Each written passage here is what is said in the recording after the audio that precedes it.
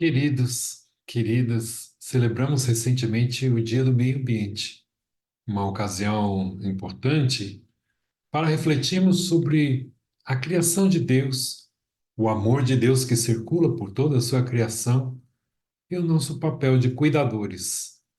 Em Gênesis capítulo 2, verso 15, lemos: O Senhor Deus tomou o homem e o colocou no jardim do Éden para cultivar e para guardá-lo.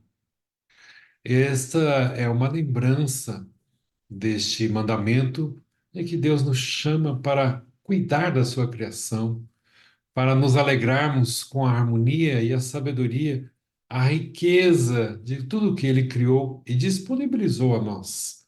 Portanto, é um tempo de adoração e de obediência ao Criador, mas é um tempo de reavivar em nossos corações este grande amor presente em toda a criação. Reflitamos sobre o Filho de Deus, Jesus. Em Marcos capítulo 4, nós lemos que Jesus acalmou a tempestade nestas palavras. E os discípulos, despedindo a multidão, levaram Jesus no barco, e outros barcos o seguiam.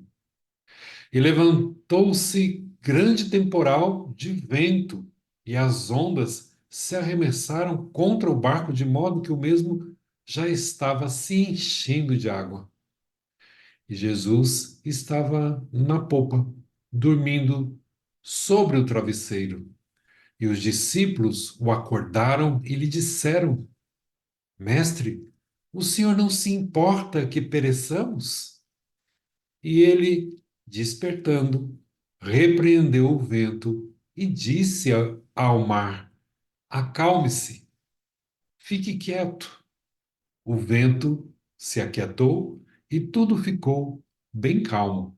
Então Jesus lhes perguntou: Por que vocês são tão medrosos? Como é que ainda não têm fé? A capacidade de Jesus de acalmar os elementos naturais, a autoridade dele de cessar a turbulência dos ventos e das águas revoltadas, é vista como um sinal, como um prenúncio de que a restauração da ordem e da harmonia originais, quando Deus criou o mundo, quando ele estabeleceu a sua criação, antes da queda do homem, se completa em Jesus, é anunciada a todos nós e nos mostra as possibilidades que temos quando vivemos o amor de Deus e vivemos olhando para o Deus, a fonte de todo o amor. De acordo com o relato bíblico em Gênesis, originalmente a criação era muito boa. Vivíamos em estado perfeito de equilíbrio e de harmonia. Mas a entrada do pecado no mundo, no coração do ser humano, com isto houve uma ruptura desta harmonia e desta ordem de equilíbrio e gerou consequências negativas também sobre a natureza física. Nós lemos isso em Gênesis 3, 17 a 19. O ensinamento da fé cristã vê em passagens como Romanos, capítulo 8, a ideia de que a criação toda geme e anda sofrendo as dores de parto por causa da corrupção e da desordem que foi trazida pelo pecado, pela desobediência, pela ruptura da comunhão com Deus. Portanto, toda a natureza, toda a criação anseia por redenção e por restauração do equilíbrio e da harmonia, presentes no início da criação.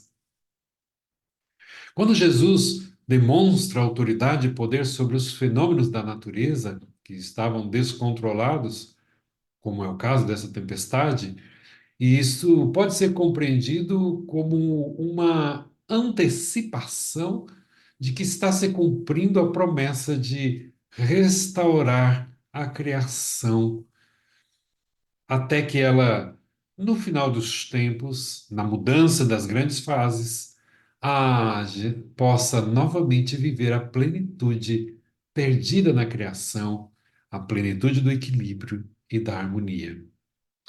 Os primeiros pastores Os pais da igreja, como por exemplo Irineu de Leão, Atanásio de Alexandria, viam nesses milagres de Jesus sobre a natureza uma demonstração de que ele é o Senhor da criação, ele estava presente na criação, ele tem poder sobre a criação, ele veio também para acalmar a criação, ele veio para salvar a criação do pecado, ele veio para restabelecer a ordem original, plano de Deus, vontade do Pai.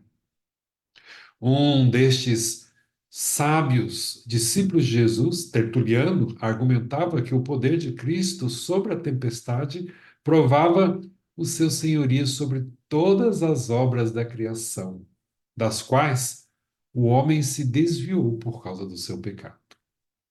Assim, nessa perspectiva, esses episódios podem ser compreendidos como antecipações da nova criação que restaura a comunhão com Deus, que traz a sua vontade, consuma o reino e traz em Cristo o primeiro, aqui presente entre nós, aquele portador da autoridade, da harmonia, do amor e do equilíbrio. Pois ele, o Cristo, estava e está livre de corrupção, de desordem e de qualquer pecado.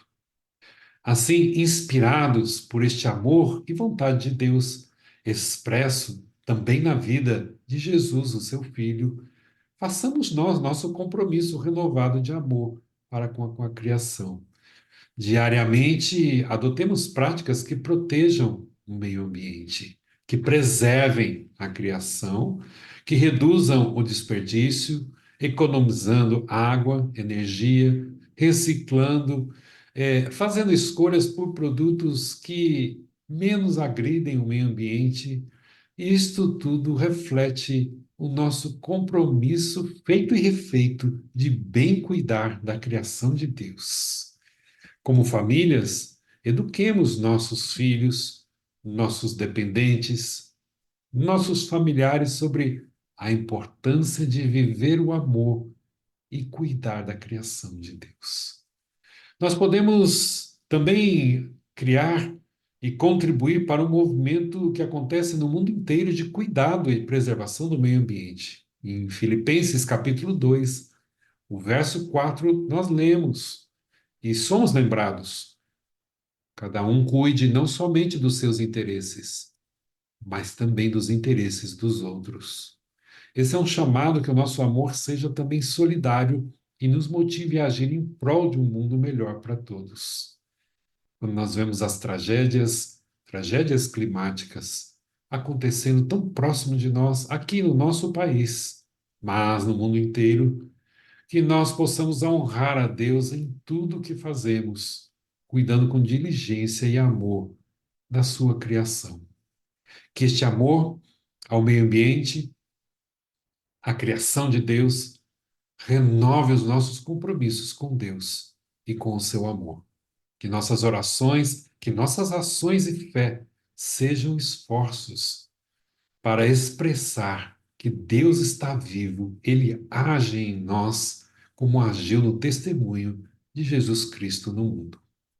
Que a bênção do Senhor te preencha de paz, de amor e que unidos, que tenhamos a vontade santa de servir ao bem de todos. Sejamos preenchidos da presença de Deus na sua casa, com a sua família, por onde você passa, no seu trabalho, nos seus estudos, nas suas comunidades de fé e de cooperação. Sejamos plenos do amor que renova toda a criação.